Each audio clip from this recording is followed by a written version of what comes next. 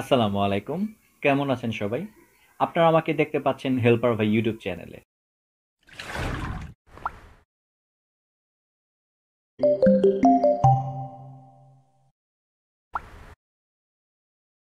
আজ আমি আপনাদেরকে দেখাবো কিভাবে একটি স্মার্টফোনের মাধ্যমে জিপ ফোল্ডার বা ফাইলকে আনজিপ করতে হয়।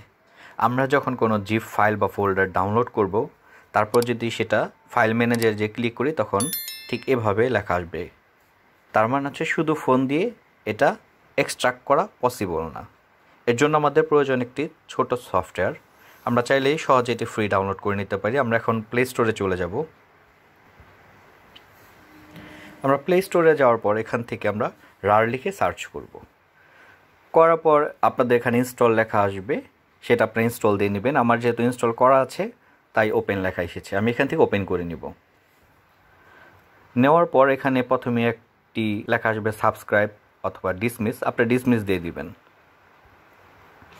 যে ফোল্ডারটি বা ফাইলটি আপনারা আনজিপ করতে চাচ্ছেন সেই সোর্সে যে সেটাকে ক্লিক করে দিবেন। যেমন আমি ভিডিও এডিটর লাটটাকে আনজিপ করতে যাচ্ছি, এর জন্য প্রথমে এটাকে ক্লিক করে দিব। দেওয়ার পর এখানে দেখুন ডিলেটের বাম পাশে একটি আপ অ্যারো আছে, সেটাতে ক্লিক করতে হবে। আমরা করার পর সেটা বিভিন্ন আমাদের ডেস্টিনেশন প্যাথ কোথায় হবে এটা ব্রাউজ করে নিতে বলতেছে। আমরা চাইলে আমাদের পছন্দের মতো জায়গায় আমরা এটা করে নিতে পারি। ধরুন আমি ব্রাউজে ক্লিক করার পর এখান থেকে দেখুন আমার ডিভাইস স্টোরেজ চলে আসছে। এখান থেকে যে কোনো ফোল্ডারে যে আমি ওকে করে দিতে পারি। আমি ডিফল্টটি রেখে দিলাম এবং এখানে কয়েকটি অপশন আছে, আপনারা পড়ে নেবেন। আমি যেভাবে অপশন আছে সেটাই আমিও ওকে করে দিচ্ছি। করে দেওয়ার পর এখানে আমার পাসওয়ার্ড দিতে বলতেছে, যেহেতু এটা লক করা আমি আমার পাসওয়ার্ডটি দিয়ে দিব।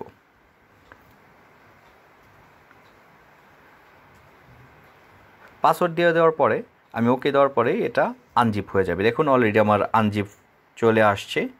এটা কোথায় আছে আমি আপনাদেরকে দেখিয়ে দিচ্ছি ফাইল ম্যানেজার থেকে।